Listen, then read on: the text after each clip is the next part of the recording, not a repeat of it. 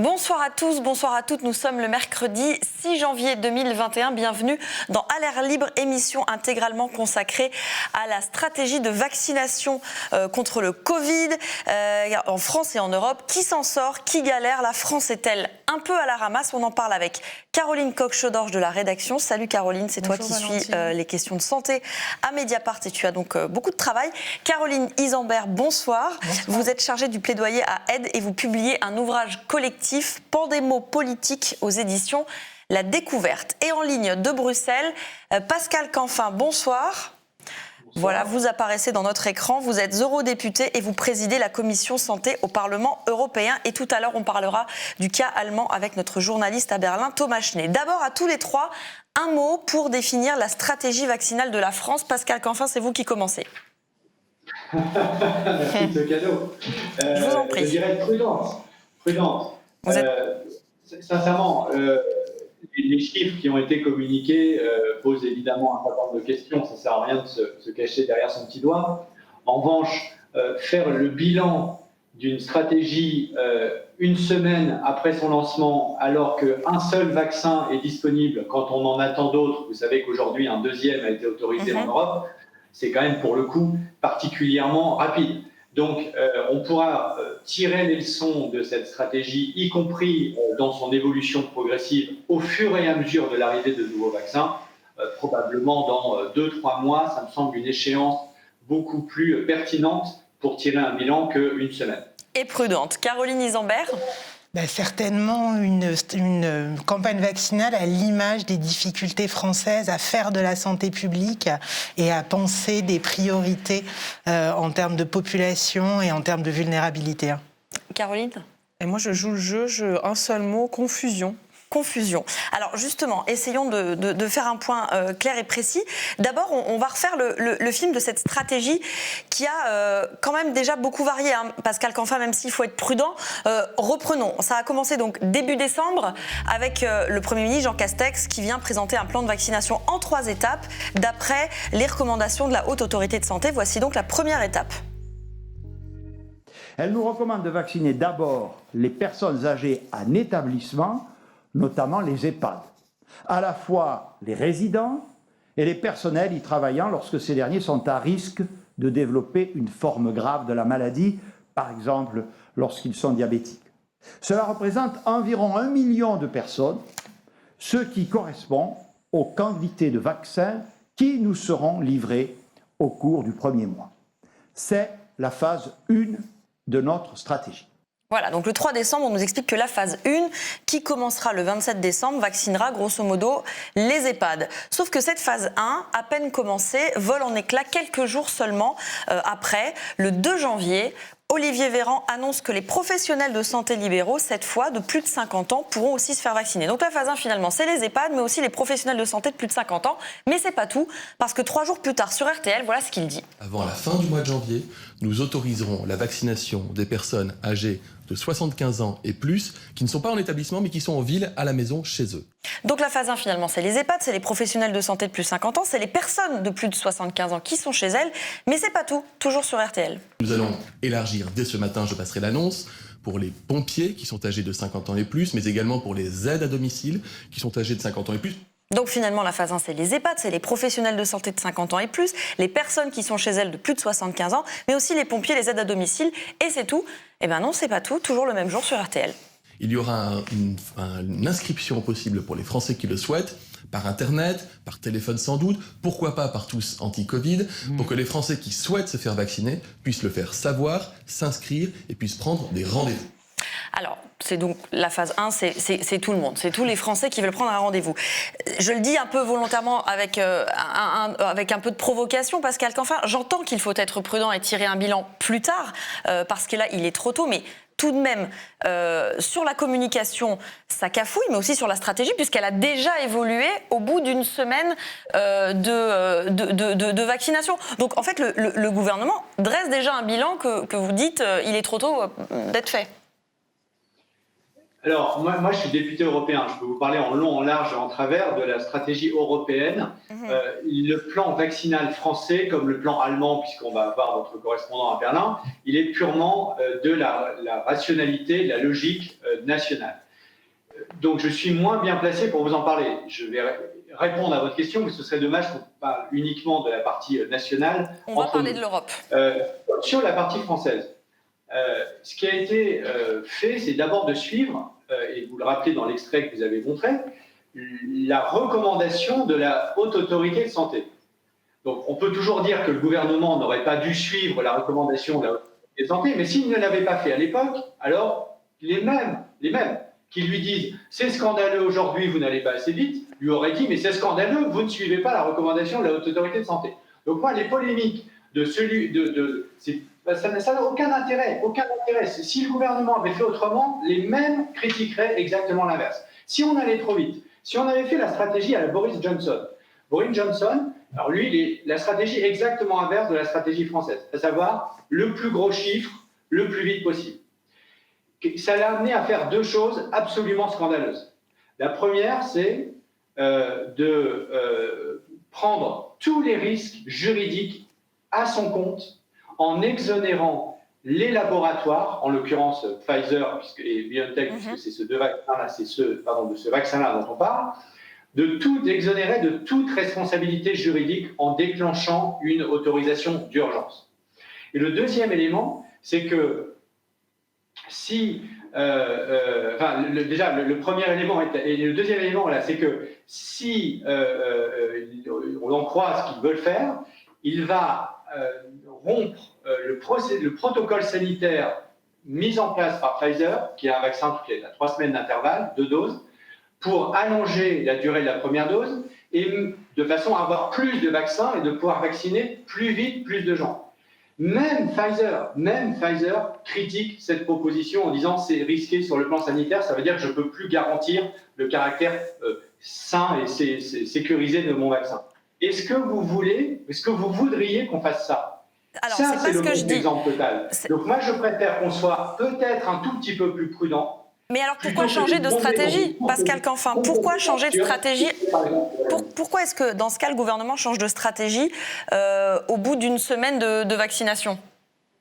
Il ne change pas de stratégie, il est temps. C'est un changement de stratégie. Mais non, c'est pas changé. Si vous dites, vous, à Mediapart, je vise d'abord 10 000 auditeurs, et puis ensuite j'en vise 20 000, puis ensuite 30 000, vous ne changez pas de stratégie. Vous étendez les cibles, parce qu'au début, la Haute Autorité de Santé, et c'est pas moi j'ai aucune compétence en la matière, donc la Haute Autorité de Santé dit, on va d'abord aller chercher les personnes dans les EHPAD, notamment parce que ce vaccin, le seul qui est autorisé aujourd'hui, et ça va changer dans les prochaines semaines, encore une fois, c'est important de le préciser, c'est un vaccin qui implique une chaîne logistique complexe. Et donc, il a été considéré par la Haute Autorité de Santé et repris par le gouvernement que c'était plus logique, plus facile de concentrer cette chaîne logistique sur les EHPAD, où, par ailleurs, les gens, on le sait, sont les personnes les plus vulnérables. Et ensuite, on maîtrise davantage cette chaîne logistique, ce qui fait qu'on l'étend à des professionnels de santé, on l'étend aux pompiers, et on l'étend aux autres catégories que vous avez évoquées. Moi, ça ne me choque pas. Maintenant, si demain, il y a un nouveau vaccin, et encore une fois, le deuxième vient d'être autorisé aujourd'hui. Donc, dans quelques semaines, on aura un deuxième vaccin. Si c'est possible d'aller plus vite, tant mieux. On ira bien évidemment encore plus vite.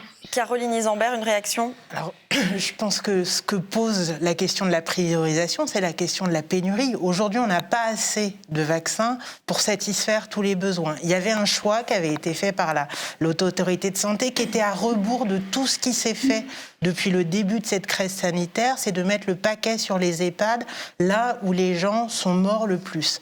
La crise sanitaire en France, elle a été gérée depuis une donnée, qui sont le nombre de lits de réanimation disponibles, qui est un choix qui pose quand même beaucoup de questions, et on n'a pas mis le paquet là où les gens mouraient en masse. La Haute Autorité de Santé change de braquet, finalement, donne une indication forte, et on voit que ce choix, au bout de quelques jours, il est clairement modifié.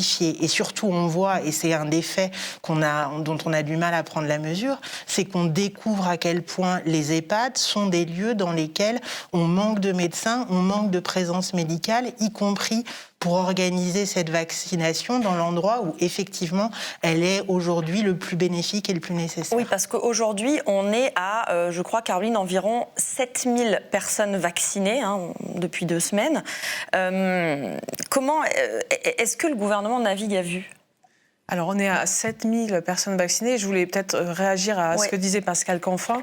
Alors, on ne se compare pas avec les Anglais qui ont pris beaucoup de liberté avec le processus d'autorisation des vaccins, etc. Par contre, on se compare évidemment avec nos voisins européens, on se compare avec les Allemands. Je donnerai quelques chiffres. L'Allemagne est à 380 000 personnes vaccinées. L'Espagne et l'Italie sont à 300 000 personnes vaccinées aujourd'hui. Donc il y a d'autres pays qui vont beaucoup plus vite. Et moi, ma lecture, c'est quand même une erreur politique du gouvernement qui a choisi la prudence et ce qu'il a assumé au départ, et une certaine lenteur, et le choix des EHPAD, qui prend du temps, parce que organiser la vaccination dans les EHPAD, c'est compliqué, d'obtenir le consentement de tous les résidents qui ont parfois des problèmes cognitifs, d'informer bien les familles, etc. Et les directeurs d'EHPAD aussi sont presque inquiets. Donc j'en ai eu plusieurs au téléphone devant la polémique en disant « mais laissez-nous le temps de faire les choses correctement et de vacciner correctement ». Mais là où le gouvernement a fait une erreur, c'est quand même de ne pas considérer que la vaccination devait quand même partir d'une manière ou d'une autre pour rassurer la population et répondre à une attente qui était là. Et donc, en fait, il a réfléchi plutôt en pensant aux anti-vaccins et pas à ceux qui attendent le vaccin. Et ils sont là et on les entend aujourd'hui. Et donc, il est obligé de redéployer sa stratégie complètement et en ouvrant la vaccination en catastrophe vers les professionnels de santé de moins de 50 ans, etc. Et ce qui est problématique, c'est qu'il met en plus sous tension Santé publique France ou une administration logistique à qui il demande de se réadapter jour après jour pour combler une erreur politique au départ. Et il se gêne pas d'ailleurs pour faire porter la responsabilité sur l'administration. Donc il y a dans la gestion de cette crise quelque chose qui n'est pas très bien maîtrisé et qui pose question. Alors je suis d'accord qu'au point où on en est, on a 3 semaines de retard. La France a 3 semaines de retard, c'était prévu. C'est pas un cafouillage, c'était prévu et c'est ce qui est suivi. Et il faut peut-être l'accepter et laisser le plan suivre et les choses se faire aujourd'hui. Sur l'administration, justement, au-delà donc de cette évolution de stratégie, Caroline, ce soir avec Antoine Rouget, vous révélez qu'à Santé publique France, c'est quand même incroyable, il n'y a plus personne pour diriger la cellule vaccin depuis le 31 décembre. Oui, c'est ce que nous révélons. Comment c'est possible ? Le contrat de la directrice de la direction alerte et crise de Santé publique France qui chapeaute la distribution de vaccins s'est achevé le 31 décembre. Et là aussi, il n'y a pas de surprise parce que l'échéance de son contrat était prévue. Et nous avons appelé le standard de Santé publique France qui confirme son départ et on a aussi appelé le cabinet de recrutement chargé de la remplacer qui cherche toujours un candidat. Et à l'heure où nous tournons, nous attendons encore les réponses de Santé publique France à nos questions. Et ce qui est plus inquiétant encore, c'est qu'aucune leçon ne semble avoir été tirée du printemps, des problèmes sur les masques et sur les tests, où il y a quand même plusieurs rapports de députés, de sénateurs, d'un général qui ont pointé les faiblesses de cette agence qui a des problèmes d'effectifs, qui a été cantonnée à un rôle de simple exécutant. Et or, on se retrouve avec une cellule vaccin réduite à quelques personnes, chapeautée par une directrice qui n'est plus là, et à qui on demande de réajuster chaque jour, on l'a montré tout à l'heure, une campagne vaccinale qui a été mal pensée par le politique au départ. Et ça, c'est quand même inquiétant pour la suite. Alors, oui, rapidement, parce qu'on va aller en Allemagne. Ouais, ce qui est assez intéressant, c'est que c'est tout à fait représentatif du fait, on parle beaucoup qu'il y aurait une administration énorme de la santé. En fait, pour faire de la santé publique en France, que ça soit au niveau régional, des ARS, qui n'ont pas vraiment été conçus pour ça, mais surtout pour compter les sous, plutôt que pour prendre en charge les épidémies, ou Santé publique France, qui est une toute petite agence par rapport aux pays européens, on voit que ce retard qui a presque un siècle dans la santé publique, on le paye très très cher à chaque étape de l'épidémie. Alors l'Allemagne justement, qui est un pays comparable à la France en termes de volume de population, même si l'Allemagne a choisi une toute autre stratégie, les problèmes d'approvisionnement arrivent. On est en ligne avec Thomas Schnee. Bonjour Thomas, tu es à Berlin, tu es notre journaliste à Berlin. À ce jour, l'Allemagne a vacciné un peu plus de 300 000 personnes. Comment est-ce que ça se passe là où tu es ? Alors, on est effectivement à 380 000 personnes aujourd'hui vaccinées. La campagne de vaccination allemande, elle commence en fait on va dire, la préparation commence en octobre-novembre, avec des modifications législatives qui vont permettre à l'État fédéral et aux lenders, qui sont des acteurs de la vaccination, de travailler ensemble. Chaque land a monté un certain nombre de centres. Il y a des centres, il y a des centres principaux, des centres régionaux. En tout, on va avoir à terme environ 440 centres de vaccination. Donc on utilise des halles de sport, des centres de... Voilà. Et donc, le 15 décembre, en fait, le dispositif allemand est prêt. L'autorisation du vaccin BioNTech Pfizer arrive le 21 et les Allemands ont commencé donc à vacciner avec une priorisation qui était définie avec l'aide de l'Académie nationale des sciences Léopoldina, qui favorise également une concentration sur les EHPAD, les personnes de plus de 80 ans, puis les plus de 70 ans, et en parallèle, les personnels médicaux et les aides-soignants. Donc ça, c'est assez similaire à chez nous, et ça donc démarre plutôt bien et vite, mais il y a déjà un risque de pénurie là qui pointe. Alors, le problème, c'est une question de production. Les gens de BioNTech, donc la partie allemande du tandem BioNTech-Pfizer, reconnaissent qu'effectivement, ils n'arrivent pas à fournir, d'abord. Et puis, comme disait Pascal Canfin, c'est un vaccin qui pose des problèmes logistiques, notamment la chaîne du froid, et donc qui est extrêmement, qui n'est pas facile à maîtriser, qui demande des quantités énormes de neige carbonique, etc. Et donc, il y a des livraisons irrégulières. Donc, on a régulièrement des centres qui, tout d'un coup, n'ont plus de vaccins à distribuer. Et par ailleurs, il y a le même problème qu'en France et que partout, c'est que vacciner dans les EHPAD, c'est pas facile. Vacciner des personnes de 80, 90 ans, c'est pas facile. Il y a celles qui sont dans les EHPAD, il y a celles qui sont chez eux, et à qui on demande, par exemple, de s'inscrire sur Internet. Ce qui est pour quelqu'un qui a 90 ans pas très réaliste. Enfin bon, il y a tout un tas de problèmes qu'on retrouve ailleurs. Et on entend déjà pas mal de critiques, notamment, mais pas que, à l'encontre d'Angela Merkel sur sa trop grande dépendance à l'Union européenne. On va y revenir d'ailleurs après avec Pascal Canfin. Alors, les critiques, c'est pas directement sur Angela Merkel qui se fait plus attaquer sur les mesures de confinement qu'elle vient de prendre. Les critiques portent effectivement il y a des attaques contre le ministre de la Santé qui, avec ses amis européens, aurait commandé trop peu et trop tard. Il faut savoir que les Allemands en tout ont commandé environ 135 millions de doses, de quoi quand même vacciner 68 millions de personnes.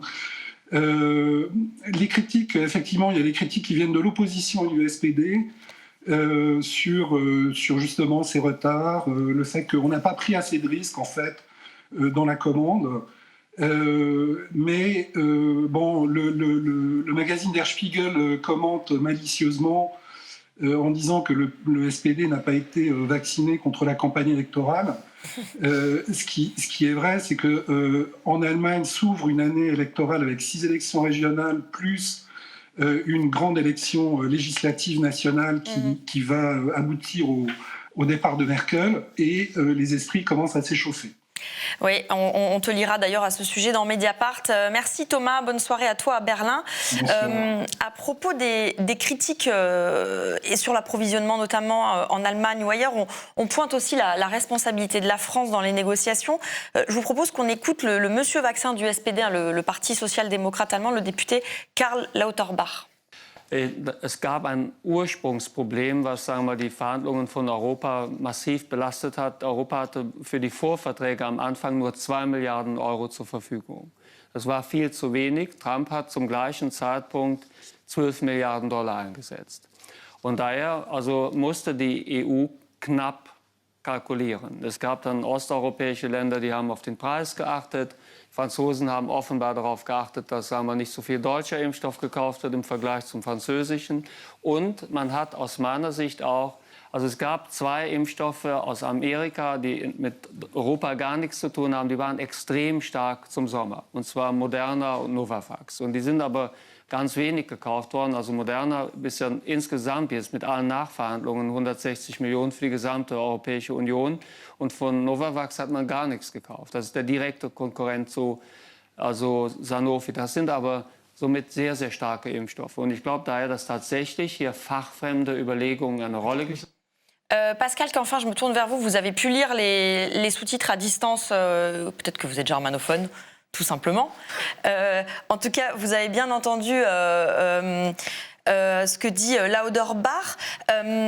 La France aurait donc, c'est quand même assez fou, la France aurait donc privé ses concitoyens et les citoyens européens de vaccins pour favoriser une entreprise française, Sanofi, qui, à ce jour, n'a toujours pas produit de vaccin.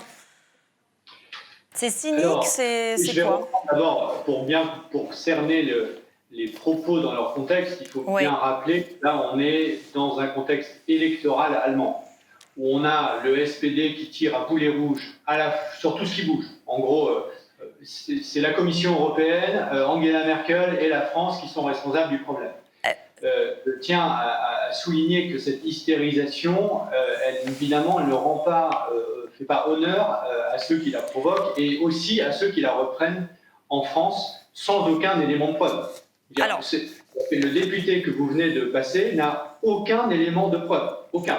Alors je propose qu'on écoute une accusation en l'air et on est censé le croire sur parole. Alors dans Pourquoi ce cas, je marcher comme ça. Et si vous me permettez de vous expliquer aux auditeurs, ceux qui nous regardent, le processus européen.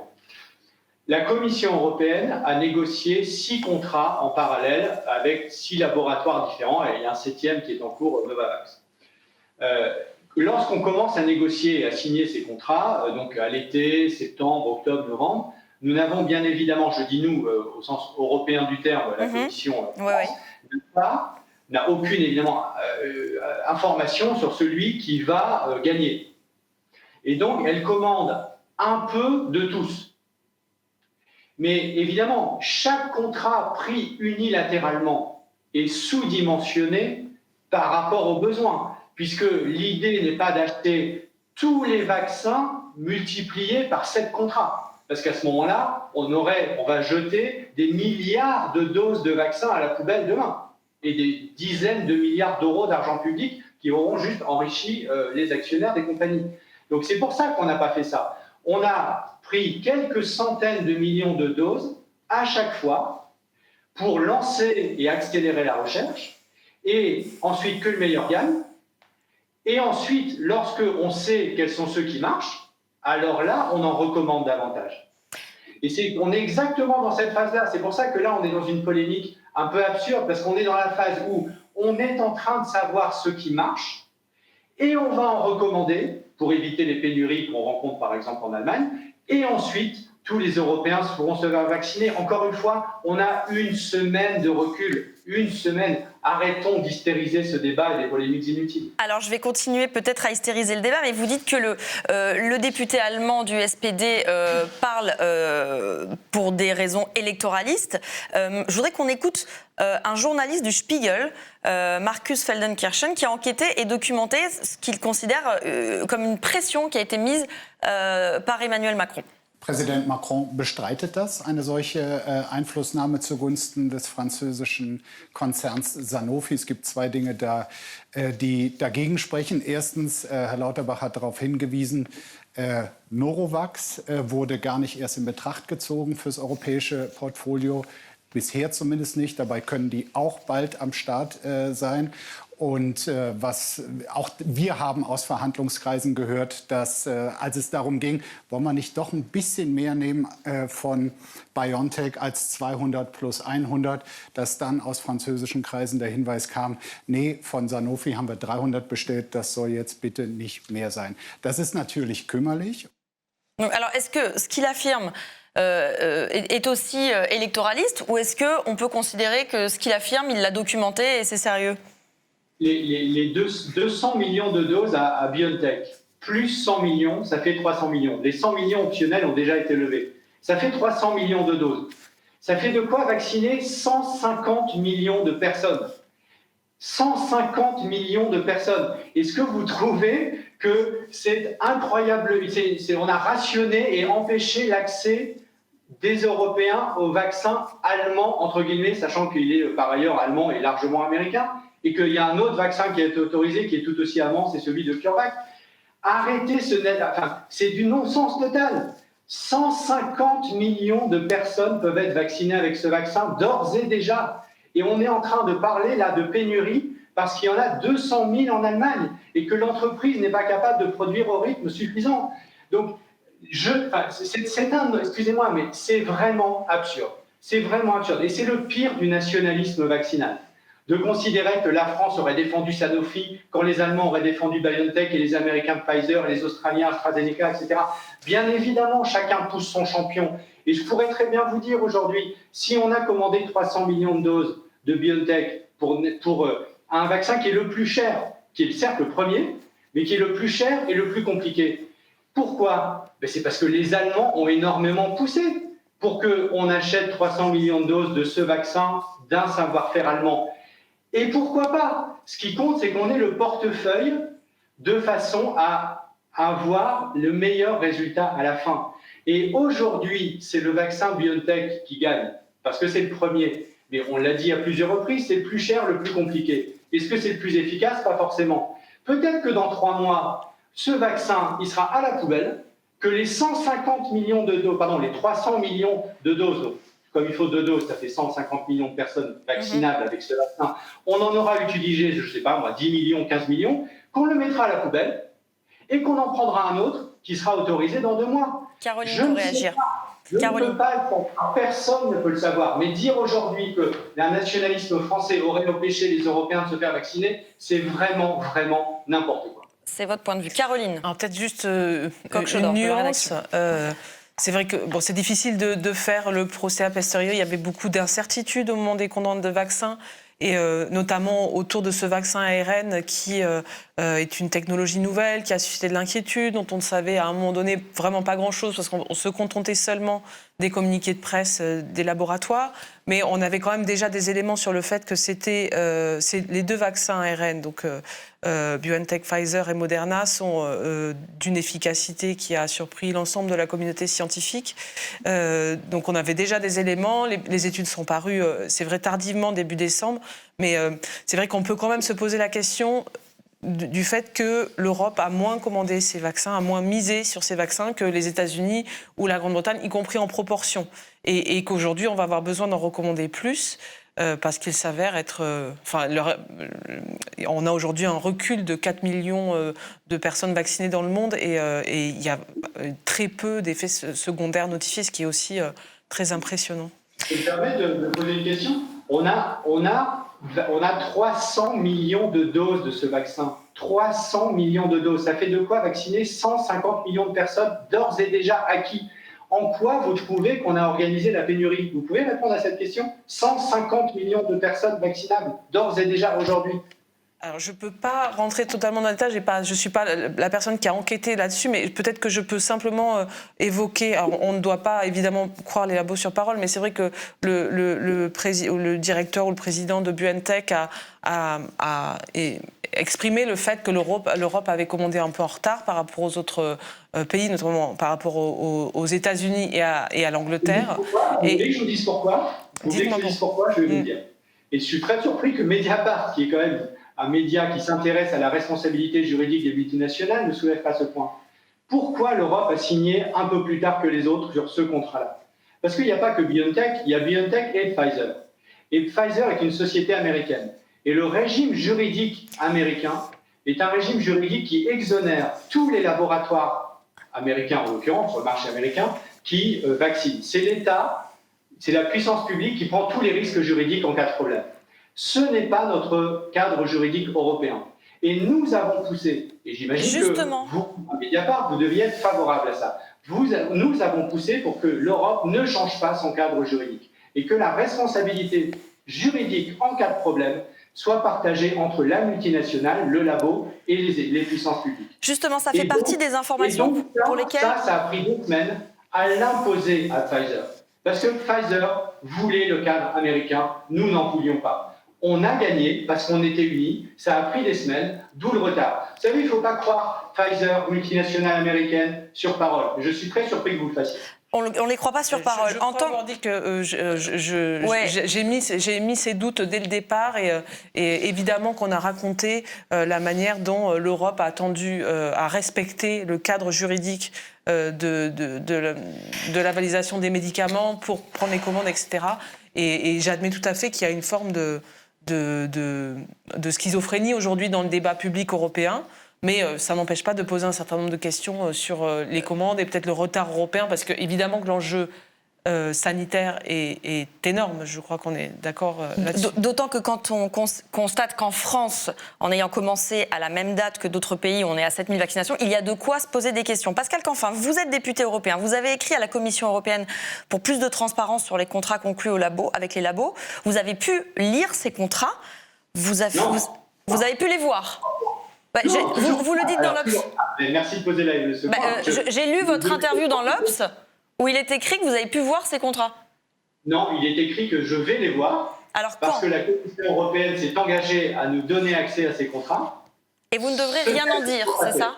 Ce qu'elle n'a toujours pas fait. Donc j'ai un engagement de principe pour aller les voir. Je ne les ai toujours pas vus. Mais effectivement, je me bats depuis le mois de septembre, c'est-à-dire le début de la négociation et de la finalisation des contrats, pour que nous ayons accès à ces contrats et surtout, au-delà de notre cas particulier de député européen, que les éléments qui peuvent être rendus publics de ces contrats, c'est-à-dire ceux qui ne sont pas liés au secret commercial des affaires, le soient. Donc les éléments qu'on pourrait rendre publics, ce serait la responsabilité juridique, le coût. Oui, alors par exemple, un sujet sur lequel je pense que vous êtes très sensible, c'est est-ce que on accorde toute la propriété intellectuelle au labo, alors qu'on a largement financé la recherche de ce vaccin sur fonds publics. Et donc, quid de notre capacité à acheter des doses à prix courant et marginal pour les transférer notamment au Sud et vacciner des milliards de personnes, par exemple en Afrique.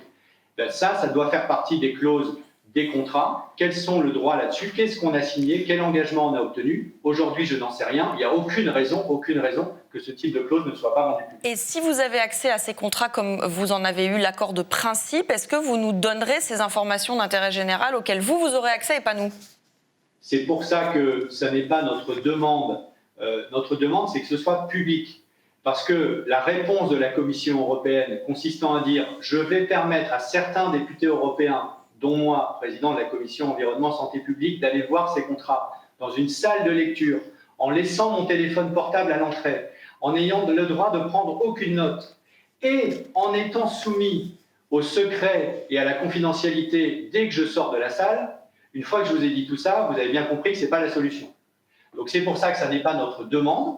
Notre demande, c'est que les éléments qui ne sont pas soumis régis par le secret des affaires, qui est par ailleurs légitime dans une situation de concurrence entre labos, que ces éléments-là, la responsabilité juridique, la capacité à transférer à très bas prix vers les pays du Sud, la capacité à contrôler la marge qui est faite par les labos, etc., que tout ça soit rendu public le plus rapidement possible par la Commission européenne. Et pour l'instant, ce n'est pas le cas. Et ça n'est pas le cas. Caroline Isambert, une réaction? Vous voyez secouer la tête plusieurs fois. Oui, sur le secret des affaires, vu la législation en la matière, certainement Pascal Canfin va pouvoir nous indiquer le grammage du papier et la date en haut à droite. Mais la législation protège tellement les données que dans tout le processus d'acceptation des vaccins et des médicaments, que dès qu'on est sous la férule de ces règlements-là, on ne peut plus rien dire au public. Donc très bien si M. Canfin peut accéder au contrat, mais il risque de ressortir et de ne pas pouvoir raconter grand-chose. Il y a quand même un petit décalage entre l'annonce du bien public mondial et le fait qu'aujourd'hui, les citoyens européens ne peuvent pas tout à fait savoir combien ils ont payé quoi, en quelle quantité et pour quelle échéance. On voit qu'en 6 mois, le mur d'une réalité qu'on connaît bien en matière de capitalisme pharmaceutique s'est dressé sur les ambitions devant les ambitions de santé publique. Caroline, oui. Juste pour compléter, c'est vrai que Pascal Canfin parlait de la responsabilité juridique des labos très peu engagés aux États-Unis. C'est aussi le cas en Europe, on l'a raconté. Et on ne sait pas exactement dans quelle mesure les laboratoires se sont exonérés de toute responsabilité juridique dans la signature des contrats. Donc, s'il a des informations, évidemment, on voudra le savoir. Caroline Isambert, ce qui se passe sur la vaccination, est-ce que ça rappelle ce qui s'est passé sur les masques et les tests? Même si peut-être Pascal Canfin n'est pas d'accord avec moi. Alors, oui et non. Oui, parce qu'on est dans une pénurie qui n'est pas tout à fait de même nature, parce que les masques et les tests, c'est des choses qu'on aurait pu préparer depuis des années. C'est des produits, pour une partie des réactifs génériques, qui sont pertinents devant n'importe quel virus respiratoire. Là, on a une pénurie qui est de nature un peu différente. C'est parce qu'on a des questions c'est des produits neufs, donc il y a la question des capacités de production. Par contre, une question qui n'est pas posée, et après je pense qu'il y a des journalistes de Mediapart qui vont se lancer dessus. Aujourd'hui, moi, je ne suis pas capable de vous dire si les pénuries ou les tensions d'approvisionnement, est-ce qu'elles sont dues à des limites quasiment physiques? Toutes les usines dans le monde qui sont capables de produire ces vaccins tournent jour et nuit. On ne peut pas aller plus vite, on est au max. Ou alors, est-ce qu'il y a des barrières type propriété intellectuelle? Et ça doit être dans les contrats, qui font qu'il pourrait y avoir d'autres endroits où sont fabriqués les vaccins qui pourraient tourner, mais aujourd'hui, ils n'en ont pas la possibilité. Et ça, ce sont des infos que nous n'avons pas. Justement. Et pourtant, elle serait absolument essentielle pour qu'on comprenne exactement dans quel type de pénurie on est aujourd'hui et surtout dans quel type de pénurie on sera pour la suite. On a beaucoup parlé de l'Europe, mais la stratégie de vaccination, si on veut qu'elle soit efficace, il faut qu'elle soit mondiale. Par ailleurs, désolé peut-être de casser un peu l'ambiance, mais la vaccination, ça ne va pas nous apporter une réponse immédiate à l'épidémie. Il faut quand même se souvenir que sur ce vaccin, on a des données, et elles sont relativement solides, sur le fait que le vaccin protège de formes symptomatiques de la maladie. Mais pour l'instant, l'effet du vaccin sur la transmission, est-ce que le vaccin empêche la transmission ou est-ce qu'il est susceptible de fabriquer des asymptomatiques contaminants? On n'en sait trop rien. Moi, je suis un peu étonnée qu'on n'ait pas réussi à imposer aux laboratoires, qui vont faire des profits quand même assez importants sur ces vaccins, qu'ils n'intègrent pas dans leur design d'essais cliniques une partie, par exemple un bras sur lequel on fait sur les volontaires, on fait des PCR régulières pour voir si le virus est présent ou pas.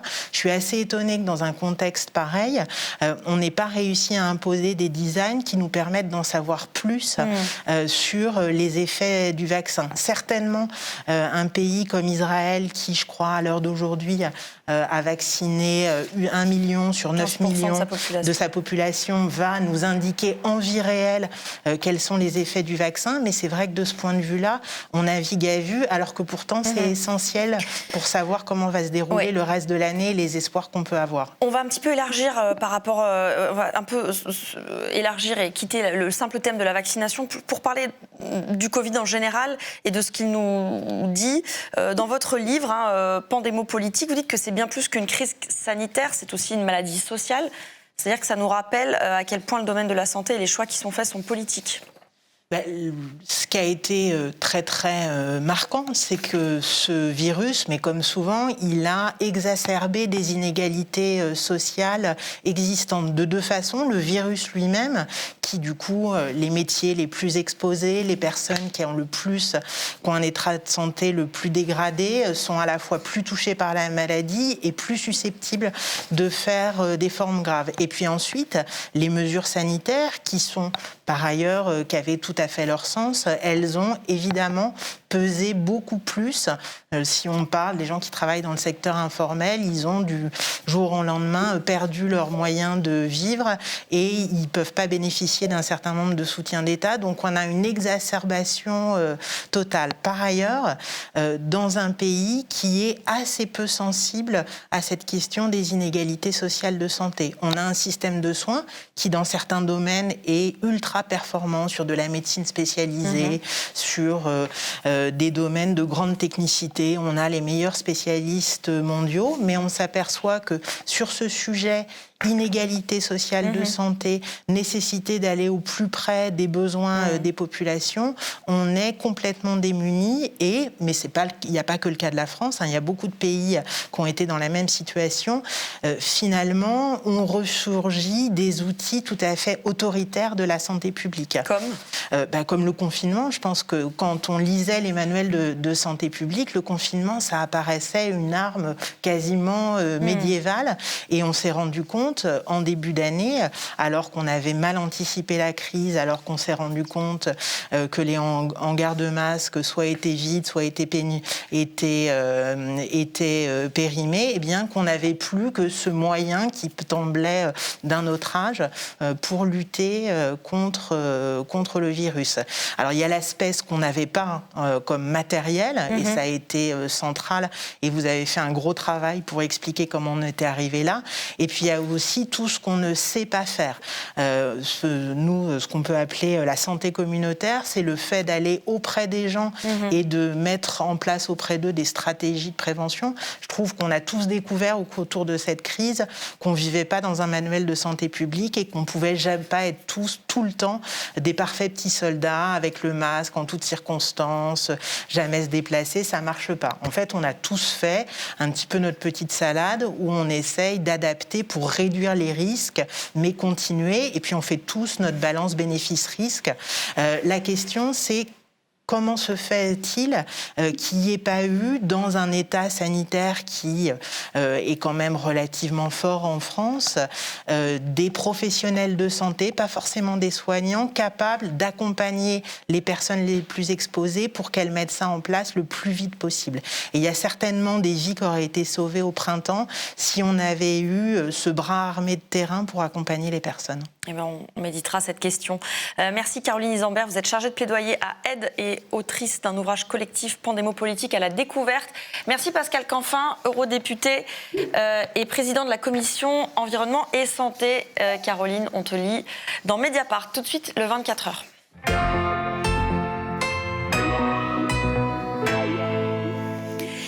Si vous n'avez pas lu Mediapart depuis 24 heures, voici un rapide résumé. D'abord, un retour sur l'affaire Duhamel. Lénaïque Bredou et Marine Turki reviennent sur le livre de Camille Kouchner à paraître demain, dans lequel elle affirme que son frère jumeau a été victime d'inceste de la part de leur beau-père, le politiste Olivier Duhamel. Un ouvrage qui met en lumière le système de ces violences sexuelles, pas comme les autres, qu'associations et chercheurs spécialisés décortiquent depuis des années.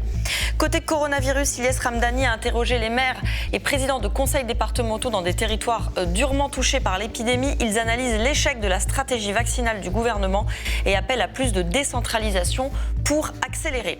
Enfin, du coronavirus ou presque, notre partenaire rouennais, le Pool, publie l'enquête sur l'usine Sanofi Pasteur de l'Eure, ce site où est produit le vaccin contre la grippe et peut-être à terme celui contre la Covid-19, est régulièrement poursuivi pour ses entorses au droit du travail. En quelques années, la justice a requalifié des dizaines de contrats précaires en CDI. À l'air libre, c'est fini pour ce soir. Merci de nous suivre. On se retrouve demain, même heure, même endroit. Bonne soirée. Salut.